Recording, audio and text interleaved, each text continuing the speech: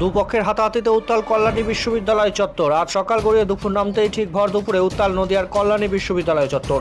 রীতিমতো মারধরের অভিযোগ বহিরাগত দুষ্কৃতীদের বিরুদ্ধে। ঘটনায় আহত 3। অভিযোগ সবুজ দাস নামে এক এসএফআই এর ছাত্রনেতা তথা বিশ্ববিদ্যালয়ের ফিজিক্যাল এডুকেশনের পিএইচডি ছাত্র যাদবপুর কাণ্ড নিয়ে আলোচনা করছিলেন তার দলীয় সমর্থকদের সঙ্গে। সেই সময়ই হঠাৎ 60 থেকে 70 জনের এক বাইক বাহিনী ঘটনাস্থলে উপস্থিত হয় এবং এরপর চড়াও হয় এসএফআই ছাত্র সংগঠনের ওপর। এরপর রীতিমতো তাদের সাথে শুরু হয় বচসা, হাতাহাতি এবং দুই গোষ্ঠীর গণ্ডগোল। একে অপরকে ঠেকাতে গেলে গণ্ডগোলের মধ্যে পড়ে আহত হন 3 জন। দুই পক্ষের গণ্ডগোল এতটাই তীব্রতর হয় যে সেখানে এসে পৌঁছায় কল্যাণী থানার পুলিশ প্রশাসন। এই পুরো ঘটনার ছবি তুলতে গেলে সেখানে আক্রান্ত হয় সংবাদ মাধ্যম। অভিযোগ ওঠে সংবাদ মাধ্যমের কর্মীদের মোবাইল কেড়ে নেওয়া হয়। তৃণমূল ছাত্র সংগঠনের ছাত্ররা সেই মোবাইল কেড়ে নেয় বলে অভিযোগ। আরেকবার জানাই, দুই গোষ্ঠীর হাতাহাতিতে উত্তাল কল্যাণী বিশ্ববিদ্যালয়ের চত্বর।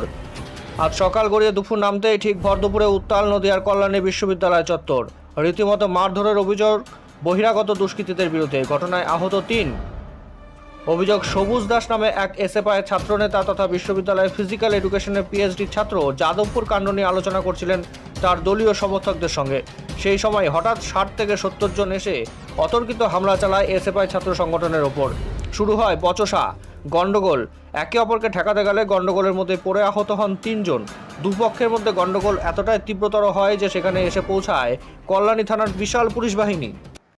আজকে দেখুন, এটা হচ্ছে গোটা রাজ্যে এটাই হচ্ছে ওদের পরিস্থিতি। কারা হাত দিল? এটা আপনারা জানেন যে আমাদের রাজ্যে যে রাজ্যের শিক্ষামন্ত্রী এবং ছাত্র উপর দিয়ে গাড়ি চালাতে পারে, সেই রাজ্যে সেই শিক্ষামন্ত্রীর তার ছাত্রদলের নেতারা কি করতে পারে এটা আপনাদের সবার অবকাশ। আপনারা দেখেছেন, সাংবাদিক থেকে শুরু করে পুলিশ সবার গায়ে এরা কখন এই তো জাস্ট আপনাদের চোখে কোথায় মারধর করলো? বিশ্ববিদ্যালয় ক্যাম্পাসের মধ্যে এরা বসে আছে, পঠন সেরে চা খেতে এসেছে, টিফিন করতে এসেছে।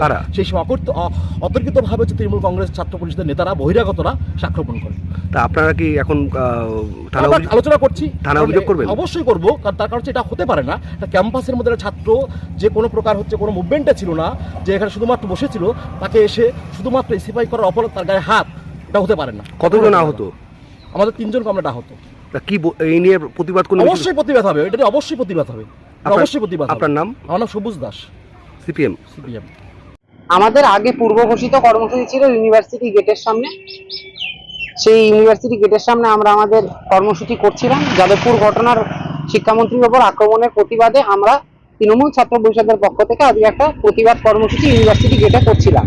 সেই কর্মসূচি আমরা সমাপ্ত করে যখন আমাদের স্টুডেন্টরা, যারা ইউনিভার্সিটির স্টুডেন্ট, তারা ফিরছিল ইউনিভার্সিটির বিভিন্ন ক্যাম্পাসে, তখন একটা চায়ের দোকান আছে ইউনিভার্সিটিতে। সেই ইউনিভার্সিটির চায়ের দোকানের ওখানে বেশ কিছু মব এসএফআই এবং এসএফআই এর যে কর্মচারী সংগঠন, কল্যাণী বিশ্ববিদ্যালয়ের যারা তৃণমূল, যারা সিপিএম করে, তাদের কর্মচারী সংগঠন ওখানে ছিল এবং তারা আমাদের দলীয় কর্মীদের ওপর, তৃণমূল ছাত্র পরিষদের কর্মীদের ওপর প্রথমে আক্রমণ করে। সেই আক্রমণ এবার সবার তার নিজের আত্মরক্ষার অধিকার রয়েছে, সেই আত্মরক্ষার অধিকারে আমরা আত্মরক্ষা করেছি। আমাদের কর্মীরা বরং আহত হয়েছে। আমাদের 2 জন কর্মী, আমাদের কল্যাণী বিশ্ববিদ্যালয় তৃণমূল ছাত্র পরিষদের সভাপতি আশিস পাশে দাঁড়িয়ে রয়েছে। আশিসের বুকে ইঞ্জুরি হয়েছে ইতিমধ্যেই। জেএনএম থেকে আশিস ঘুরে এখানে এসে দাঁড়িয়েছে।